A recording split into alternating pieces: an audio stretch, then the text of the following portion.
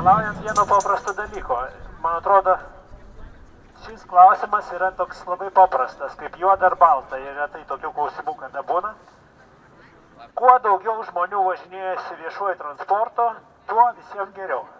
Ir kuo daugiau žmonių persėda į asmeninius automobilius, tuo visiems blogiau.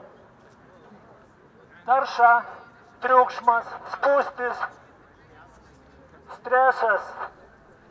Viskas tai, ko mes nenorim. Ir kaip padaryti, kad būtų geriau ir nebūtų blogiau. Nieko toli ieškoti nereikia. Lietuvoje yra 18 savivaldybių, kuriuose yra nemokamas transportas. Ir aš norėčiau jas visas išvardinti. Jeigu jūs turėsit kantrybės. Turėsit. Gerai. Tai klausom. Akmenės, Anykščių, Biržų, Joniškių, Kazlų Rūdos, Kretingos, Lazdijų, Mažeikių, Neringos, Plungės, Radviliškio, Raseinių, Rokiškio, Skuodo, Šilalės, Tauragės, Varėnos ir Visagino savivaldybėse transportas yra nemokamas.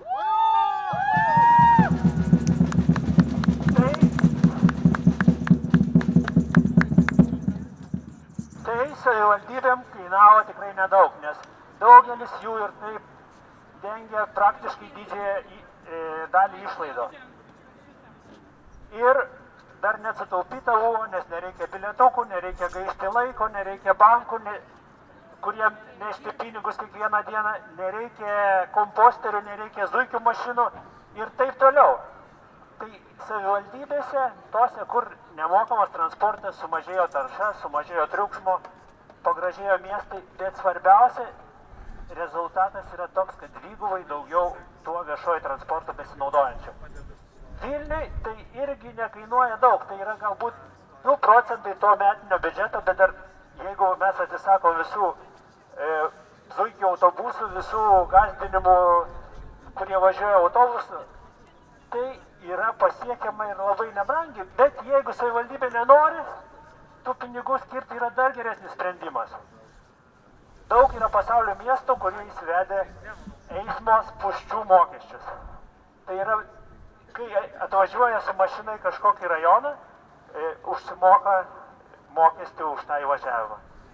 Pavyzdžiui, Rygoje, galbūt aš nesidomėjau, bet paskutinį atvejį, kurį domėjausi, tai yra New Yorkas, kur Trumpui labai nepatiko, kad ten ta schema puikiai veikia nuo šių metų pradžios sausio mėnesį įvesta ir per 20 dienų, ką aš mačiau, irgi išsitrauksiu, paskaitysiu, kad neprimeluočiau. Taigi, per 20 dienų New York'e į Manhattaną buvo uždarytas ta zona ir transportas joje sumažėjo 10 procentų, eismo įvykių 50 procentų, viešojo transporto naudojimas išaugo 10 procentų, žmonių apsilankymai toje zonoje net paaugo 5 procentais, mokyklų autobusų vėlavimai sumažėjo 50 procentų, papildomos pajamos miestui 50 milijonų dolerių per 20 dienų, per metus planuojama 500.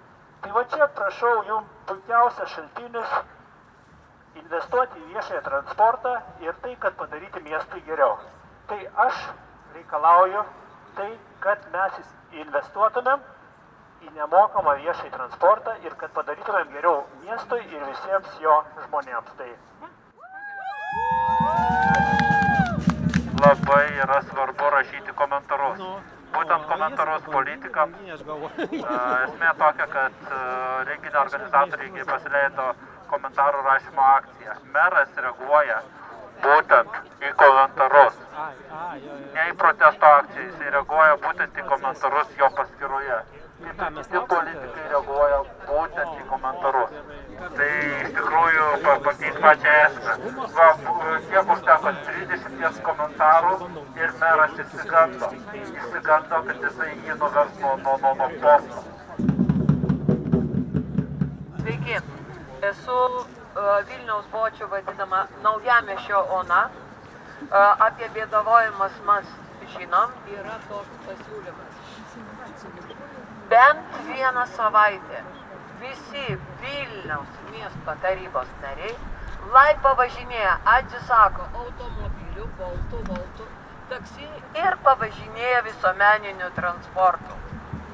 Ir ne šiaip gal su nuolatiniu, o kiekvieną kartą žymėdami talonėlius, abonementus ir dar plius susidurtų su kontrole. Ir kiek vat už tokį iniciatyvą bent savaitę pavažinėtų. Pavežiotų savo vaikus, atžalas į mokyklą, į būrelius, tais troleibusais, autobusais. Palinkiu ir dabar, ko gero, didžiausias palinkėjimas Vilniaus miesto savivaldybės valdžiažmogiam, kad tu važinėtum visuomeniniu transportu.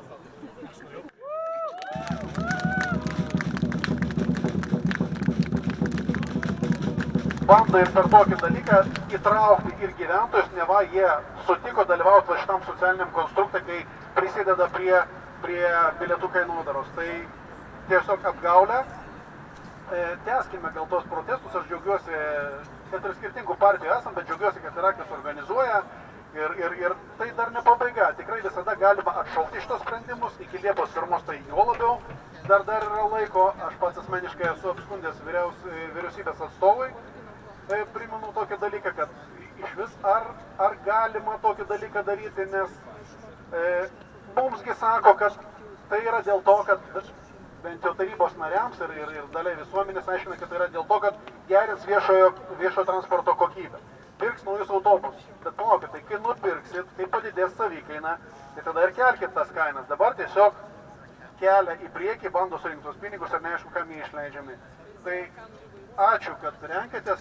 Norėčiau, kad su kiekvienu kartu būtų žmonių vis daugiau, nes čia iš tikrųjų bendras reikalas. Tiek tų, kurie važinėja autobusais, net ir tie, kurie nevažinėja autobusais, jie turi suprast pakankamai paprastą dalyką. Kuo mažiau žmonių važiuos autobusais, o aš manau, kad padidėjus kainodara būtent tai ir lems, tuo daugiau žmonių išvažiuos su automobiliais. Tai tiek kamščiai Vilnių dar didės. Tai tokia užprogramuota problema. Ačiū už suteiktą žodį.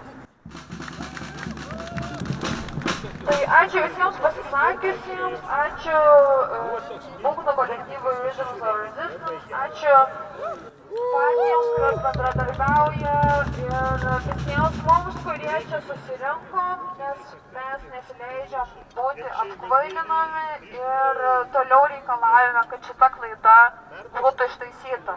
Tai ačiū, likim nuoseklus, budrus ir, žiūrėsim. Manau, susisieksim, jeigu dar bus vienas protestas. Ir laukiam balsavimo rezultatų, balsuokit teisingai.